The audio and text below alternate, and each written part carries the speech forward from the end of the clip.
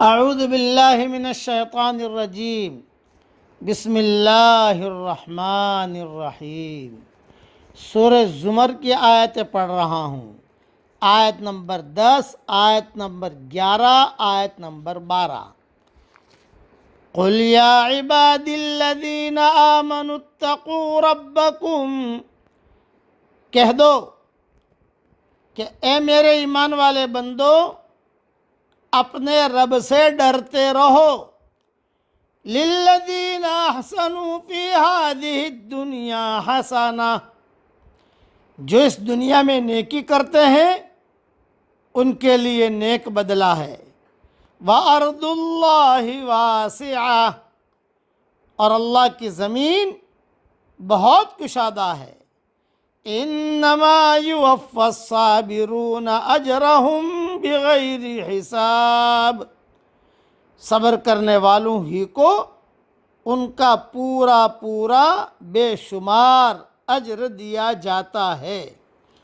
قل انی امرت ان اعبد اللہ مخلصا لہ الدین، آپ کہہ دیجئے کہ مجھے حکم دیا گیا ہے کہ اللہ تعالیٰ کی اس طرح عبادت کروں کہ اسی کے لیے عبادت کو خالص کر لوں۔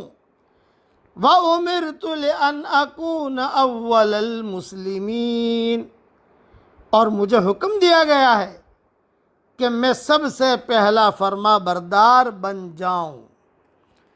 گزشتہ دونوں آیتوں کی تشریح تو انشاءاللہ ریاض التفسیر میں تفصیل دیکھ لیجئے گا انشاءاللہ۔ یہ آخری آیت کی ایک تھوڑی مختصر تشریح کر دیتا ہوں۔ وَأُمِرْتُ لِأَنْ أَكُونَ أَوَّلَ الْمُسْلِمِينَ، اور مجھے حکم دیا گیا ہے کہ میں سب سے پہلا فرما بردار بن جاؤں۔ کیا مطلب؟ پہلا اس معنی میں کہ آبائی دین کی مخالفت کر کے توحید کی دعوت سب سے پہلے آپ ہی نے پیش کی۔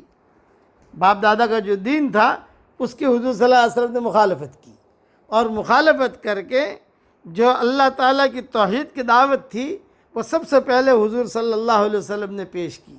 اسی لیے کہا کہ مجھے حکم دیا گیا ہے کہ میں سب سے پہلا فرما بردار بن جاؤں۔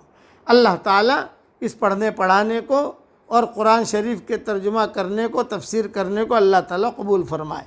بس ایک نصیحت کرتا ہوں، کیا اس کی بھی ذرا کوشش کریں۔ یہ سورہ زمر ہے۔ حدیث شریف میں آتا ہے کہ حضرت محمد صلی اللہ علیہ وسلم ہر رات سورہ بنی اسرائیل اور سورہ زمر کی تلاوت فرماتے تھے۔ یہ حدیث صحیح ہے۔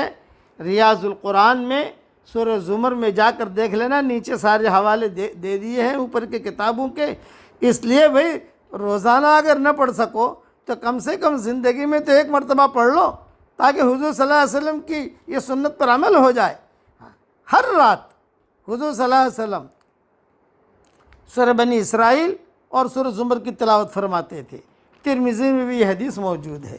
اللہ تعالی ہمیں عمل کرنے کی توفیق عطا فرمائے۔ آمین۔ وآخر دعوانا ان الحمد للہ رب العالمین۔